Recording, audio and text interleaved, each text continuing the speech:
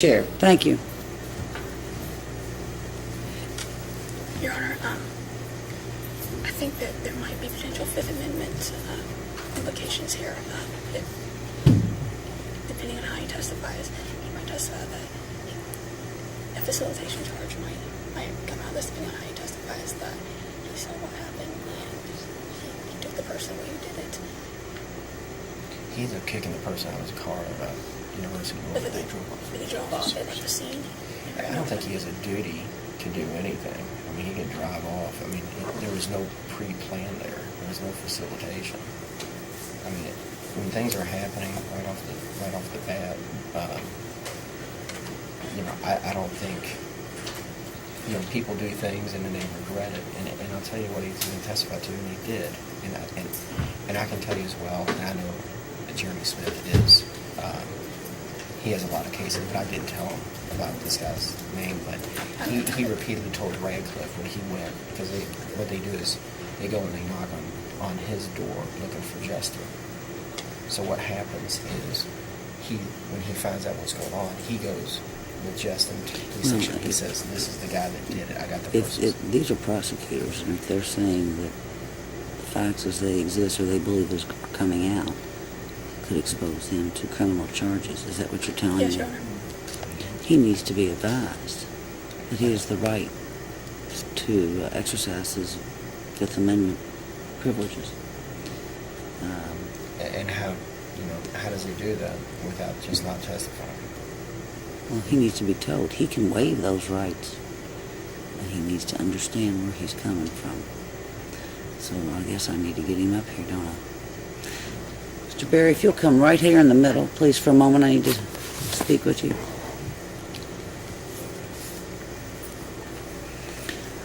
I need to advise you that in the event that your testimony is such that let me start over. You have the right not to testify if what you say is going to expose you to criminal charges. Apparently, the Commonwealth believes that your testimony may include facts that you facilitated or were complicit or harbored someone who committed a crime or something, any other charges? I can't.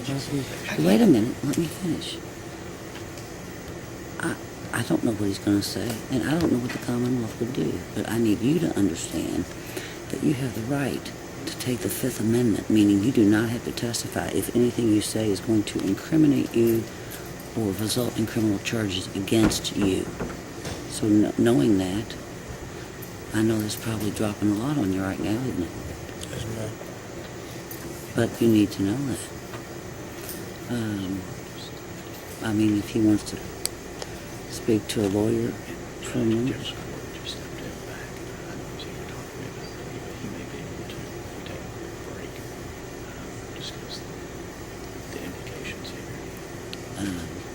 Well, he'd have to be brought up to speed real quick. I'm not going to put Jeff Squirrel on a malpractice hook or something.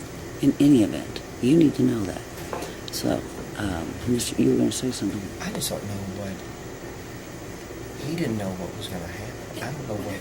Implications. I just feel that We're not saying that he's going to be charged. They're not saying that. I know, but I'm just saying, I need to how do. he even gets the facilitation. Well, I mean, he doesn't know what. He no needs. one knows what Twin's going to do. Well, in any event, you have the right to exert your Fifth Amendment privileges not to testify on the basis that you may be incriminated in a charge. I just want to hope that anything he says consistent statement. I don't know if the court needs to go for the whole colloquy of anything he says can be used against him later. You can. Anything you testify to under oath can be held against you in a further proceeding or serve as the basis for a proceeding against you. And therefore, you have the right not to testify. You have the right to waive that. You can say, I don't care, or I don't believe I'm exposed, or I will do it anyway.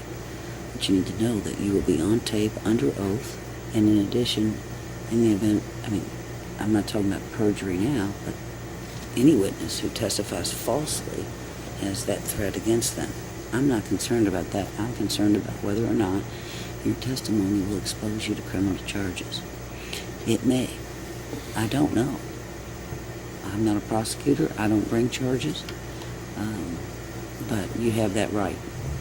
Now, where we go from here is a different story. What do you suggest we do?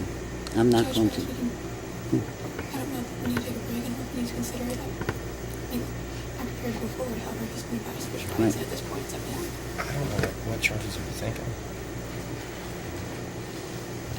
I think that, I don't need to Because tell we that know at what this the point. facts, you know what my defense is.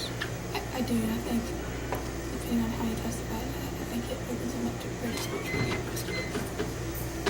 In what capacity, though? You gotta have some idea. It's just not that you don't like his testimony. so Apparently you a don't. facilitation capacity, from what I'm But you gleaning. would have to know what. But his action afterwards to be And I don't want to bring it back to the law right now, because it's Mhm. something for him to and that's why we decide. asked him.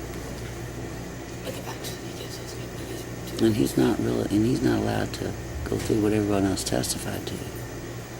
I mean, we got that issue. So, What's that?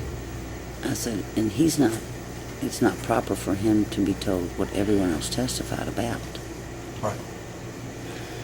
So, Yeah, I'm not he worried about doesn't, that. The story, I he mean, doesn't have a lawyer here. Right. I mean, the story's been the same since. It's his choice. Day It's one not since- yours. It's not yours. It's not mine.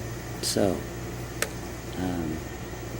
you can testify, knowing what may or may not occur. You can exercise your right not to testify. We can take a break, and you can speak to whomever, but we won't take but about a 10-minute break. So,